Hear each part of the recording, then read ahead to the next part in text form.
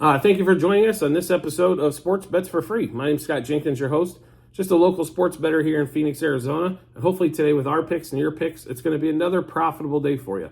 NFL Week 7, Monday Night Football, 49ers at the Vikings. 49ers on the road are currently a 7-point favorite, 43.5 total on that particular matchup there. Ever since the Vikings lost JJ, this offense has looked totally different. I'm surprised it's only 7. I thought it would have been higher. I would have been tempted maybe to turn the other way at, for 2 scores. So let's say it was at 9.5, something to that effect. I thought that's realistically where it should be, but they also lead a little credence to, home dog Monday night on that one. Normally, we are the biggest subscriber of home dog Monday night. Unfortunately, I can't find any way that Minnesota wins this game. Therefore, all you're relying on is can they keep it within 1 score. So we did take the Eagles at 6.5, and not the Eagles. We took the 49ers at 6.5 on Saturday before the line moved. But I just don't see any way the Vikings can. They cannot run the ball. They've been unsuccessful running the ball all season long. And now throwing the ball, they seem to have this issue. And Kirk Cousins is, I love Kirk. I think he's a solid quarterback. He's slow in the pocket, and you cannot be slow. Receivers don't get open quick enough. And against this 49ers pass rush, I think he's going to be getting hit all day long. He's one of the toughest dudes out there. This guy gets leveled more than most. But they just don't have it. They can't run it. They have a hard time throwing it, hard time moving the ball. And the defense, although has been better than last year, as they're not giving up 40 points every time you turn around, the way they've covered that up is they blitz 65% of the time. And I'm going to tell you right now, leaving Brandon Ayuk and George Kittle by themselves is not a recipe for winning. So I think you can kind of see where this is leading to, right? So we are taking the 49ers. We're going to take a -0.5 first quarter. We took a -3.5 first half and -6.5 for the game. If you're running the 49ers way, I just buy the hook. Make it 6.5 in case there's some stupid thing that happens at the end of the game where it ends up being 7. We are taking the 49ers over 12.5 team total first half. 49ers over 26.5 team total for the game. Brock Purdy over 235.5 pass yards. Kirk Cousins to throw a pick because it is prime time. Alexander Mattison under 45.5 rush yards because they haven't been able to run the ball, period. And he is absolutely horrid in the pass game. Brandon Ayuk over 70.5 receiving yards. George Kittle over 46.5 receiving yards. And Nick Bosa to get 1 sack plus, as it's over 0.75 sacks. So not a ton of bets tonight, but we do like the CMC factor, and then Debo being out kind of does throw. I mean, it does kind of throw a few different wrinkles at this on how to bet this game, player prop wise. But we do like the 49ers portion of it. So like I said, 49ers -0.5 first quarter, -3.5 first half, and -6.5 for the game. 49ers over 12.5 team total first half, over 26.5 team total. Purdy over 235.5 pass yards. Kirk Cousins pick. I don't see how he doesn't throw one. Alexander Mattison under 45.5 rush yards. Ayuk over 70.5 receiving yards. Kittle over 46.5 receiving yards, as it is the last day of National Tight Ends Weekend. And Nick Bosa to record 1 sack plus. So, like I mentioned, I don't see a path.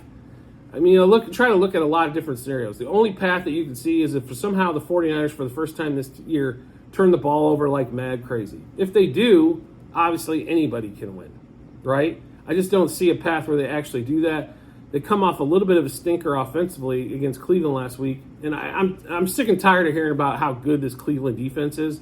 Myles Garrett is the best. He should win Defensive Player of the Year, right? But the rest of that defense is not good when you give up almost 40 points to the Colts. It's freaking Gardner Minshew back there. Turnover freaking machine. They're not that good. They played really well against the 49ers. I think the 49ers shot themselves in the foot more. What you will see throughout the NFL is it's not necessarily teams winning as much as it is teams losing. Right? I'll give you a prime example. Love the Ravens, love the Lions. Thought the game was going to be tremendous yesterday until I saw the game plan by the Detroit Lions.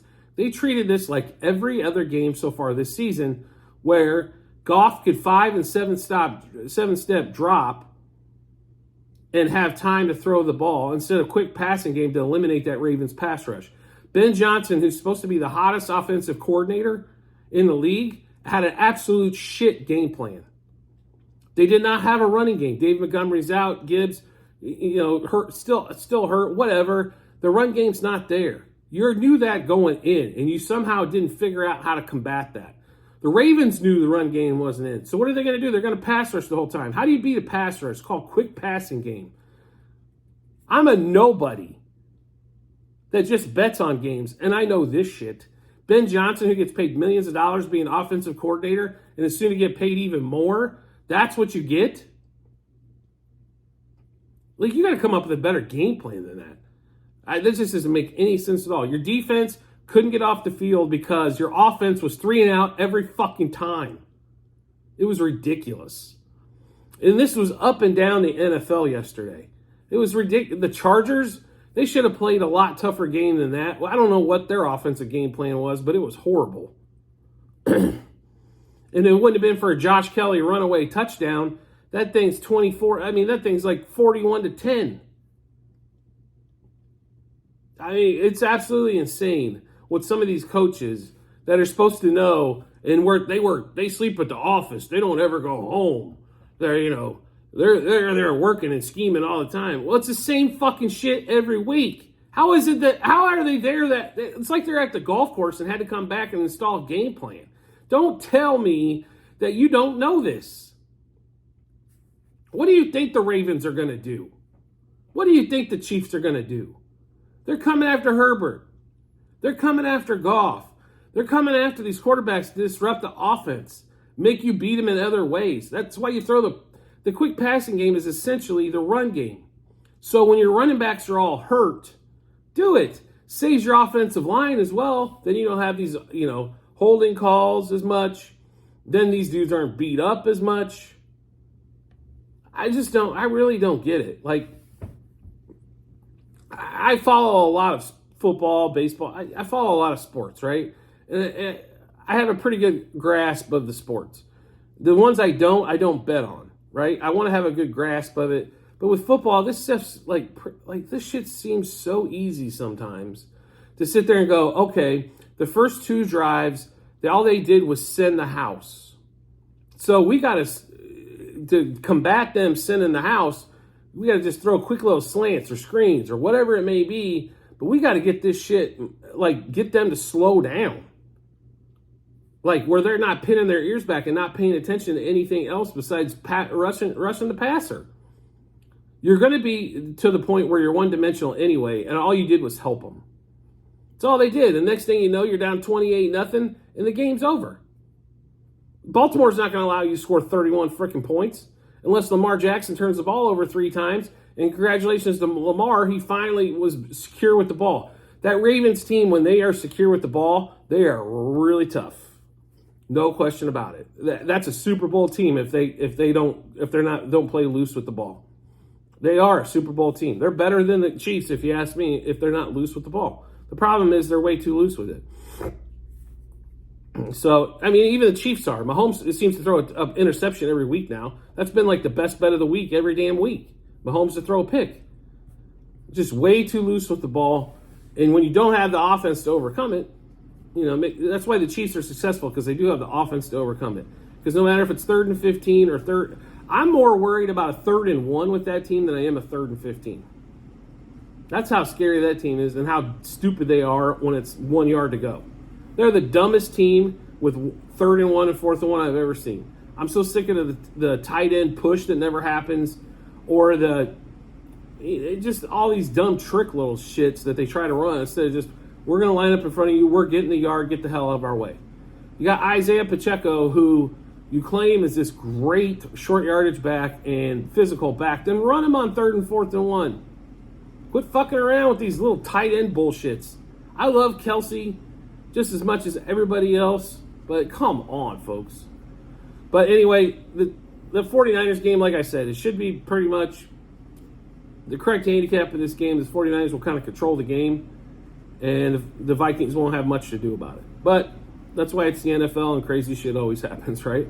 So make sure at the end of this episode you do check out the link to the Google Sheets, as there will be a link there. That'll have all of our plays for tonight, and all of our baseball plays, football plays, all that kind of good stuff. So you can look at the ones for tonight or the ones that happened all season. Feel free to do so. There is a slight tutorial to get in there. Once you get in there are 4 sheets. Sheet 1 is football last year. Sheet 2 is baseball this year. Sheet 3 is football this year, including those Monday night bets. And sheet 4 is basketball this year. So do make sure you get a chance to check that out when you get some time. And as always, if you can subscribe and get notifications to the YouTube channel, so when we drop our bets, you get those first. Should give you plenty of time once you get those to match them up with your bets and give you a ton of confidence heading to that betting app and betting window so we can make some money, because that's what we're all here for. I do appreciate everybody's support as always, and I look forward to seeing you on the next episode.